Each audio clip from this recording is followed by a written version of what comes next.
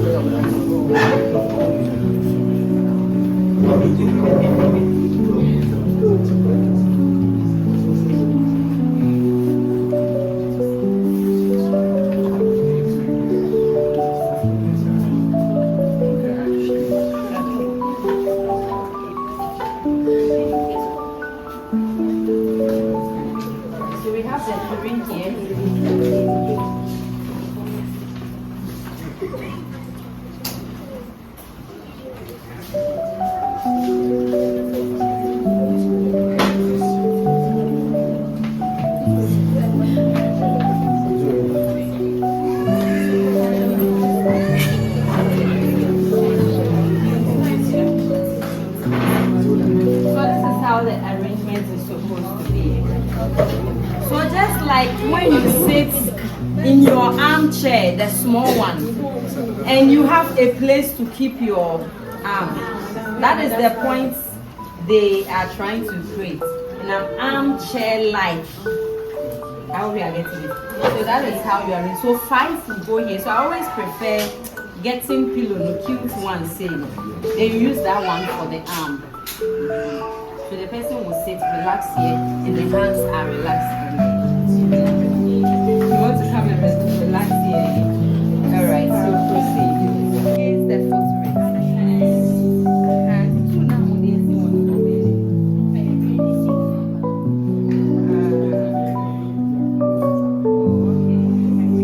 So we should go by this one.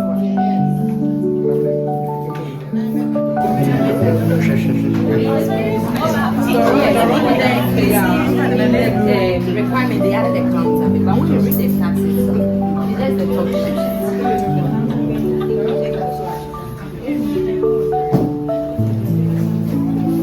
In fact, for cardiac bed, the assumption is patient is bed, but of course we can't risk such patients for exam purpose.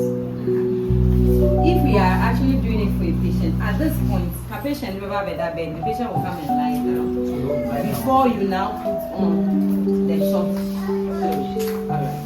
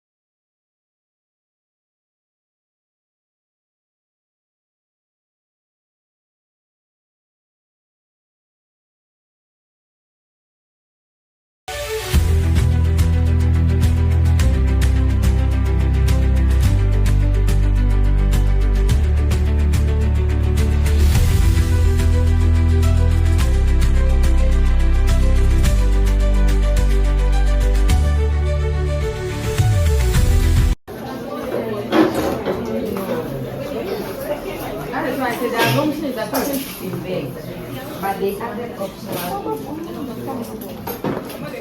in the steps itself. Cardiac bed can it be lifted? Table. Cardiac table.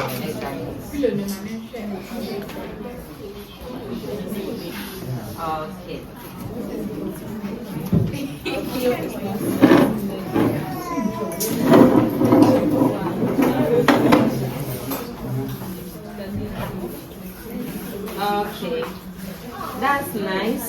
I take the final picture. Yes. Lying. Difficulty in breathing when lying. Okay, so if they are tired of being in the high phalanx position, they can lie on the pillow and rest as well. And most of these patients, cardiac failures, most of them come with pulmonary congestions and stuff. Okay, so at times talking is a problem. Shouting to call the nurse, some of them are even gasping, and so the bell will help them to draw the nurse attention. And if they can't communicate, and if only the person is literate, then the person can use the pen and the paper. Onye literate, no, it's someone signing. All right, so this is our last bed. I believe you've taken it.